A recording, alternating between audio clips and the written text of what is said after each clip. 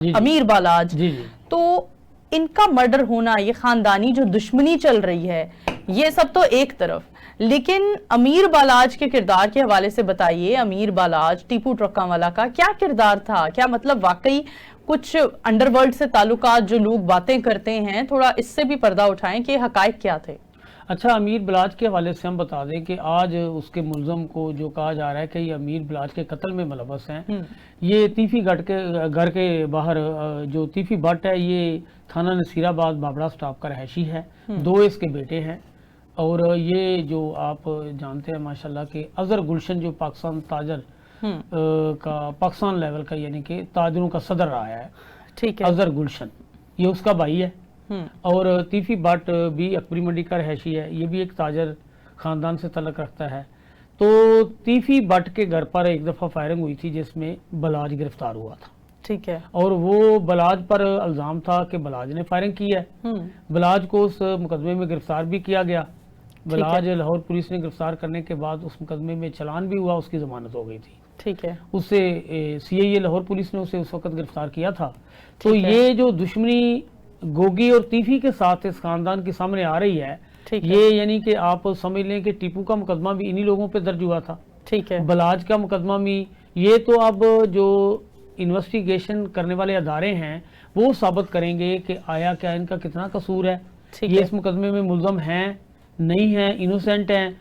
अगर इनके ऊपर मुकदमे का 109 का मुल्ज़म करार दिया गया है कि इनकी मुशावरत से कत्ल हुआ है, तो फिर ये सारी चीज़ें तो पुलिस सामने लाएगी कि किस तरह ये वाक़या पेश आया, इन्होंने कैसे प्लानिंग की। बज़ाहिर तो उस खानदान ने यही कहा है कि हमारे दुश्मन यही हैं, हालात तो वाक़यात तो बज़ाहिर ऐसे दिखाई दे रहे हैं। अगर वाक़याती चीज़ें देखी जाएं तो ये तो पैदा हो रही हैं चीज़ें कि टीपू कत्ल होता है तो उसके वक़्त यानी कि ताक़ब में तो यही लोग करार दिए जाते हैं।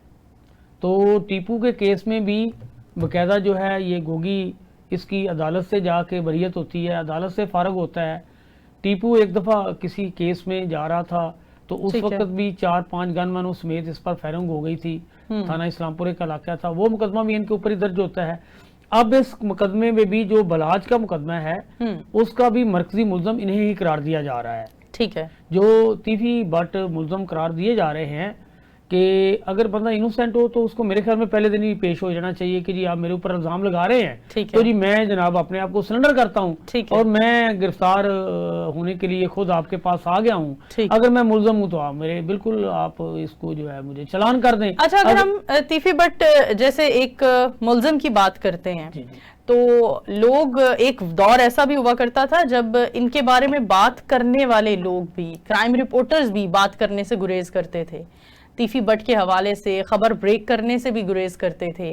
और आज हम देख रहे हैं कि तीफी भट्ट जैसे बड़े मुल्ज़िम की गिरफ्तारी हो गई है, और जब CCD बड़ी मुतहरिक नज़र आ रही थी, स्टिल वर्किंग बड़ी तेज़ है CCD की, तो भी CCD के किरदार पर, इनकी कारकर्दगी पर बड़े सारे सवालिया निशान उठाए जा रहे थे कि तमाम तर क्रिमिनल्स को और लोगों को मारा जा रहा है जो भी किसी भी केस में मुलव्वस थे, लेकिन इस सारी सिचुएशन में तीफी भट्ट की गिरफ्तारी क्यों नहीं की जा रही? तो इस हवाले से क्या कहते हैं आप? आपने जो प्रोग्राम का समझें या हमारे आज के टॉपिक का समझें कि जो मरकज़ी चीज़ें हैं आपने उसको टच किया है, इंतहाई अहमियत का हमल सवाल है, लोगों के जानने का सवाल है। CCD के लिए एक ये बहुत बड़ा चैलेंज है। जो हमारी वज़ीर आला पंजाब मरीम नवाज़ हैं, उनका ये मौक़िफ़ है कि मैंने CCD का क़याम ही इसलिए अमल में लाया है कि जो इंतहाई क्रिमिनल लोग हैं, जो बाअसर लोग हैं, ये उनका जो है वो कला कमा करेंगे, उनकी गिरफ्तारियां करेंगे, उनका अजाला करेंगे, उन लोगों को सलाखों में जो है वो डालेंगे, जेल में डालेंगे। जिस तरह CCD ऑपरेशन कर रही है वो तो आपके सामने ही है कि मुल्ज़म गिरफ्तार होता है और रात को में पता चलता है कि उनके अपने ही साथी आए छुड़ाने के लिए और वो मारे गए। लेकिन वो CCD क्या कर रही है, हमारा ये टॉपिक नहीं है, ठीक है। हमारा ये टॉपिक है कि ये दो बड़े नामवर लाहौर में, जिस तरह आपने बताया कि लोग तो इनका नाम लेने से भी डरते हैं, बिल्कुल इसमें कोई शक नहीं है कि लाहौर में बहुत से लोग ऐसे भी हैं, अगर फर्ज किया किसी के मकान पे कोई कब्जा हो गया तो किसी ने पीछे ये कह दिया ना जी ये तो गोगी भट्ट जो है वो पार्टी है, तो लोग डर जाते थे कि शायद उसका तल्लुक था गोगी भट्ट से, قبضہ کرنے والے کا یا نہیں تھا. ایک دفعہ وہ خاندان میں خوف پیدا ہو جاتا تھا کہ واقعی اگر گوگی بٹ ہے تو وہ تو خود نہ بھی آئے تو وہ تو مروا دیں گے ہمیں. یعنی کہ ان کے متعلق ایک جو پرسیپشن ہے وہ اس طرح کی قائم لاہور میں ہے.